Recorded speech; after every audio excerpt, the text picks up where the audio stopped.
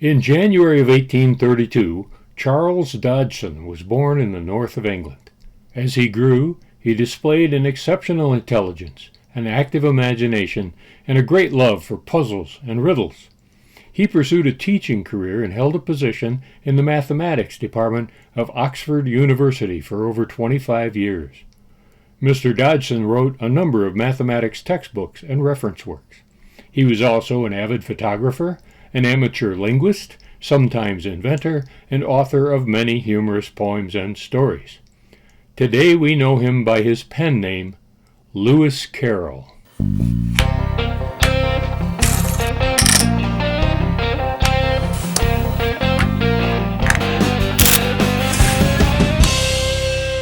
Greetings and welcome back to my game room.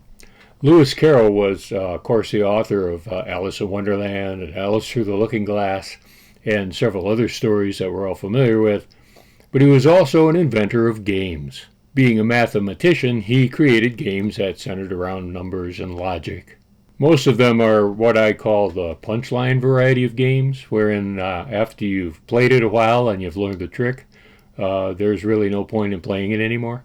His game, Mathematical Croquet, is an exception.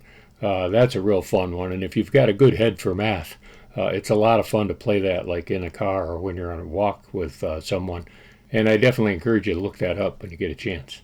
He was also very big on word games and created a game that he called Doublets. Today we call it a word ladder, and it's still as much fun as ever for word people. There's an app for that.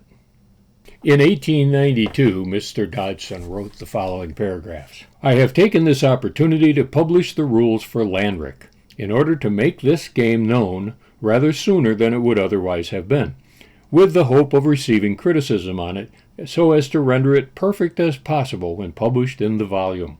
Not that much increase in perfection can now be hoped for, as the first version of the rules was written on December 26, 1878, and I have been improving them off and on ever since.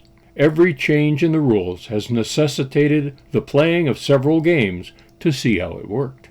The chief novelty of this game is the attempt to play all the men on the board into a set of squares whose number is less than that of the men. It was suggested to me by the well-known game for children, musical chairs, where the number of chairs is one less than that of the children trying to occupy them.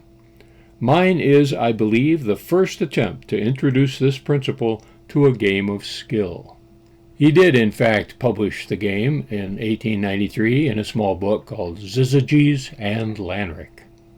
The game was designed to be played on a chessboard with some chess pawns and a checker to signify where that rendezvous point was on the board. The only commercial version of the game that I've seen was published in 1970 in Italy. The artwork was very Peter Max style. It's kind of an odd choice, I guess. But I say that was the only commercial version up till now, and I'll tell you a little more about that after the animation sequence here. Each of the two players begins the game with either 5 black pegs or 5 yellow pegs. 1 red peg is used as the rendezvous marker. The red peg will be placed somewhere on the board away from the outer edges so that it is surrounded by 8 other holes. This group of 9 holes is called the rendezvous, and the objective is to get all of your pieces within that group of holes before your opponent can. The game is played in several rounds until one player has no pegs left on the board. The first player is decided by whatever means you like. That player positions one of their pegs on any position around the outer border of holes. Once placed, the second player places one of theirs, and so on in turn until all 10 player pegs have been placed. Then the first player puts the red rendezvous peg in any open hole not on the border. The red rendezvous peg is only a placeholder during the game. The hole it occupies is considered still a hole, available for any other peg to land upon or pass through. Each player will take turns moving either their own color pegs or moving the rendezvous. All player pegs move in a straight path diagonally or orthogonally, similar to a chess queen. However, a peg may only move the number of spaces equal to or less than the number of pegs that player has on the board at the time. This total may be utilized to move more than one peg per turn. For example, if a player has 4 pegs on the board, they may move one peg 1 space and another peg 3 spaces in the same turn. The pegs that are moving may not move through occupied spaces, but the rendezvous peg is not considered a peg in this case. Other pegs can move to or through that space. There is no capturing or jumping in this game. When either player has all of their pegs within the 9-hole rendezvous area, they've won the round. At this point, pegs that are not in the rendezvous area or on the border spaces are called wanderers. The player who won the round removes one of the wanderers from the game entirely. Then each player in turn, beginning with the loser of the round, moves another of their remaining pegs by a legal movement to one of the border spaces however they wish. This continues until all player pegs are back on the borders. The losing player then takes the rendezvous peg and places it back on the board in any legal position they like. The next round begins, in which the winner of the previous round goes first. These rounds continue as described above until one player loses their last peg. If a peg is moved into the space occupied by the rendezvous peg is removed, and the moving peg, put in its place, is given the nylon ring around its base. This peg is now the rendezvous peg until such case as the rendezvous might move to allow the red peg to be put back into play. The rendezvous peg may be moved only 1 space per turn in any direction, but never into a hole at the edge of the board. Also, the rendezvous cannot be moved into a position that would include any of the player's own pegs within the newly defined rendezvous area. In addition, all pegs already within the rendezvous pattern are moved along with the rendezvous peg, unless that would move that peg to an already occupied hole. In that case, the peg would stay where it is at the beginning of the turn.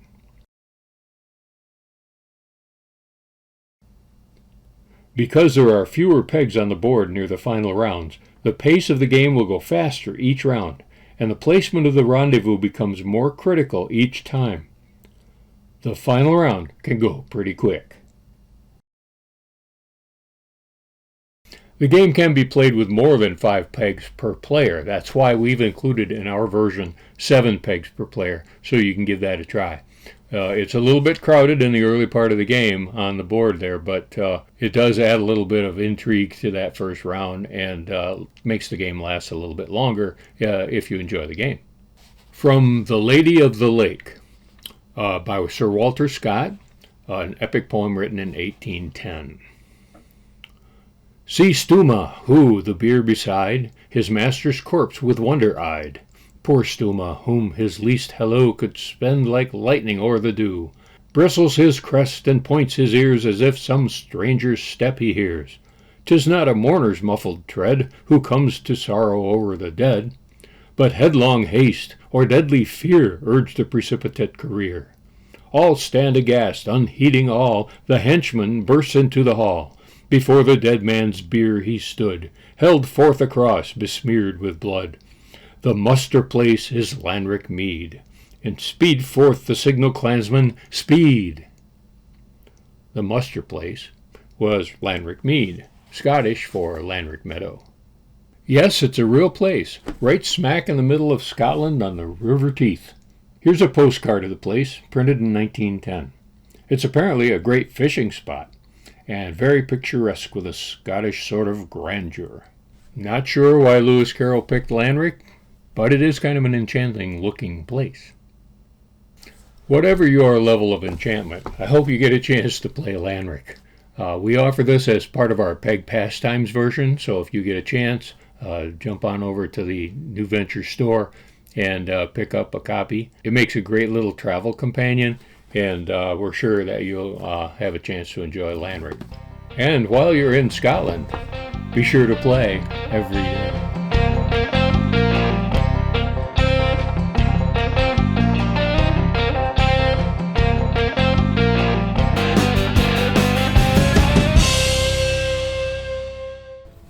Just a quick note to end this video. This is being released before the end of our Kickstarter campaign, which introduces the game of Lanrick. What that means is, even though I said that it was available in our store, it's not actually there yet if you're watching this before April of 2024.